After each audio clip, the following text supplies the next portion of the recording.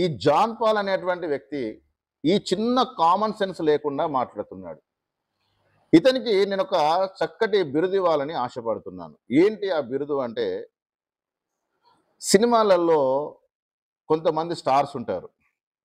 అలాగే ఈయనకు కూడా ఒక స్టార్ అవ్వాలనేటువంటి ఆలోచన ఉంది. యూట్యూబ్‌లో నేను ఫేమస్ అవ్వాలి. తలలు పండినటువంటి బైబిల్ పరిశోధకుల కంటే నేనే జ్ఞానవంతుణ్ణి అని చెప్పుకోవడానికి సకల ప్రయత్నాలు చేస్తూ ఉంటాడు.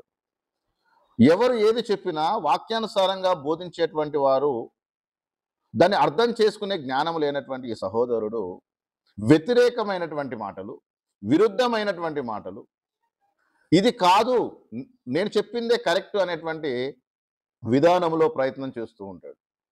కాబట్టి అతనికి నేను ఇస్తున్నటువంటి బిరుదు ఏంటంటే, కాంట్రవర్సీ స్టార్ అనేటువంటి బిరుదును అతనికి ఇస్తూ ఉన్నాను. అతనికి ఇచ్చే బిరుదేంటి? Controversy star. ఎందుకంటే స్టార్ అవ్వాలనుకుంటున్నాడు ఆయన. ఏదో రకంగా ఏదో ఒక విషయాన్ని ముందు పెట్టి దాని మీద ఒక ఉద్యమాన్ని చేపట్టినట్టుగా, ఇది తప్పు, ఇది తప్పు, ఇది తప్పు, మరి ఏది రైటో చెప్పలేడు, ఏది కరెక్టో తెలియదు.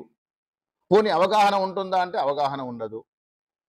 బైబిల్ పరిశోధిస్తాడా అంటే పరిశోధించడు. ఎంతసేపు ఎదుటి వారి మీద బురద జల్లాలి. మచ్చుకు ఒక విషయం చెప్తానండి. ప్రవీణ్ పగడాల గారు చనిపోయినప్పుడు అందరేమో అది యాక్సిడెంట్ అంటే, ఇతనొక్కడే తనతో పాటు ట్రావెల్ చేసినట్టు, రాత్రంతా ఆయన కూర్చొని ఏదో ఆ పార్టీ ఎంజాయ్ చేసినట్టు, లేదు 100% తాగాడు అంటాడు. మరి అక్కడ లైవ్లో ఉన్నవారు పిచ్చోళ్ళ? అక్కడ పోస్ట్ మార్టం దగ్గర ఉన్నప్పుడు ఈయన పక్కన ఉండి ఏమైనా టెస్ట్ చేశాడా? తెలియదు. మరి అంత విరుద్ధమైనటువంటి భావాజాలం కలిగినటువంటి వ్యక్తి ఈ సహోదరుడు. ఈయనతో నాకు వ్యక్తిగతంగా ఎలాంటి విభేదాలు లేవు. కానీ క్రీస్తు సంఘమును కామెంట్ చేశాడు కాబట్టి నేను రియాక్ట్ అవుతున్నాను.